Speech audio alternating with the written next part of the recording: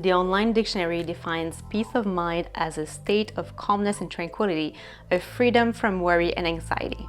If you're watching this video, my guess is that you aren't fully feeling that way. And I can sympathize with you because I felt a bit off during the entire winter. And being a meditation teacher, it's not that easy to admit that feelings of anxiety were really creeping into my mind because of the uncertainty of the future, and meditation alone was not enough at some point to make me feel better. So a few months ago, the anxiety was to the point that it affected my general mood and also my sleep. So I started looking for ways and experimenting with ways to feel better, and I do feel a lot better now. So I'll be happy to share with you the few things that really worked for me to regain most of my peace of mind. The first thing was to start the day with an intention. So a few months ago, a friend told me about a habit that she has of setting an intention in the morning, a bit as she does before a yoga class. So she's a yoga teacher. So I loved the idea, first because it's very simple, and I started doing it too. So when I wake up each morning, I keep my eyes closed and I take a minute to set my intention of how I want to show up that day. I don't say things like, today everything will flow smoothly and go as planned, because that's outside of my control. I might say something like, today I'll smile and send good vibes to everyone who crosses my path, because that's something that's under my control. I believe that the best intentions are those that are more likely to bring us peace of mind, are those that relate to being the greatest version of yourself and also serving others. As Deepak Chopra once said, the highest intention comes from love and compassion. When our intentions come from a place of love and compassion, then we have the power of the universe. The second thing was to make sure to focus on the right things. So something that brings me a lot of peace, and I've talked about it many times on this channel, and it's to ask myself these 3 questions regularly. If my time in this life, on this planet, came to an end right now, what would I regret not having done, accomplished, experienced, and become? The second question is, if I had only 6 months to live, how would I spend my time? What would I focus on in the next 6 months? And the third question is, based on my answers to the 2 previous questions, how can I make the most of the time I have today?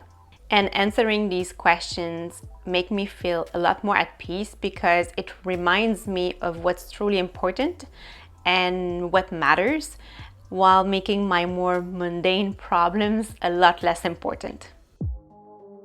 Something else that has helped me deal with anxiety, and I would say also feelings of anger, is to shake it off. And yes, I really mean literally shaking my body. So shaking helps release tension and bring the body back to its normal equilibrium. Animals do it instinctively after a life-threatening situation. For example, the gazelle after being chased and having escaped from a hungry lion. The gazelle then shakes the stress off and returns to its normal activities. And it works for humans too. And I had heard about it before, but I never tried it myself. So what I did during the winter on days when I felt more anxiety or stress is that I played very loud progressive trance music, because I like it, and I just shaked my body for 2 minutes, and I did look completely crazy, but it feels so good. So if you have high stress or anxiety or feelings of anger, I think even sadness, just shake it off. Another thing that helped was to make a list of joys. So Rob Dial of the Mindset Mentor podcast once told the story of one of his friends, let's call him Mike, who lost his job at Facebook just before the company went public. So long story short, Mike lost millions of dollars and basically just sank into depression. So when Rob asked him what he did to get out of depression, he responded that he made a list of everything that brought him joy in his life, all the little things that brought him joy, and he just made a point every day to do as many things on his list as possible. After hearing this story, I immediately created my own list of little joys. This simple idea is just genius. First, you know exactly what to do when you feel sad or angry or stressed to feel better. You don't have to think about it, you just look at your list, pick an item, and do it. And second, it sort of forces you to focus on what you can do right now to feel better instead of worrying about the future.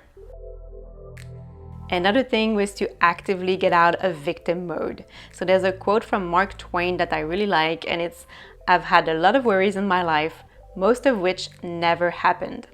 And this quote was a good reminder for me because one of the things that made me feel a bit stressed or a bit off this winter is that for the past 5 years, I've been working on building a business that would allow me to be completely location independent. So all my life, I wanted to live somewhere warmer, and I wanted to build a business that would allow me to live 6 months somewhere warmer during the winter and then come back to Canada for the summer. And with this whole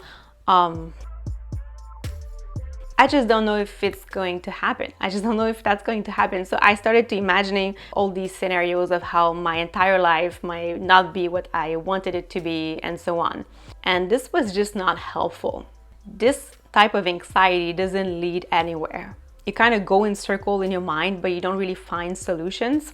So what I started doing in the evening instead is I would sit down and take my journal and then write down on top of a page, write down my biggest source of stress, and then brainstorm 5 to 10 solutions. Thinking of solution instantly forces us out of victim mode and reminds us that we are the creator of our reality, although it might sound a bit cheesy, but it's empowering and it did help me to feel more at peace. Another thing was to make sure that I drifted into sleep in peace. So as I said earlier, anxiety was also affecting my sleep quality. There were nights when I just stared at the ceiling until like 3, 4 o'clock in the morning. But I remembered an exercise that I used to do that I did several years before when I had insomnia. So I decided to give this little exercise a try, and it still works. So when you go to bed at night, just close your eyes and then scan your entire day in your mind from the moment you wake up in the morning to the present moment, and try to recall all the little things that made you feel good that day. And then for each of the little things, spend 5 to 10 seconds to feel appreciation. And when you're done scanning your entire day, if you haven't fallen asleep yet, you can start over and then try to find even smaller, even more subtle things that made you feel happy that day. Because you're doing this exercise just before falling asleep, it seems to sort of start a wave of good feelings that continues to roll throughout the night. Personally, I find that I sleep better and also that I wake up happier in the morning. If you have other recommendations for reducing feelings of anxiety, anger, depression, or any other draining emotions, please share them with us in the comments below. And I hope this was helpful. I hope the ideas in this video will help make you feel at least a little better. Let me know what you think also in the comments. And that's it for me. If you did enjoy this video, please let me know by giving it a thumbs up. It always helps when you do that. And subscribe if you aren't. And that's it for me, guys. I wish you a beautiful day, and I'll see you next week.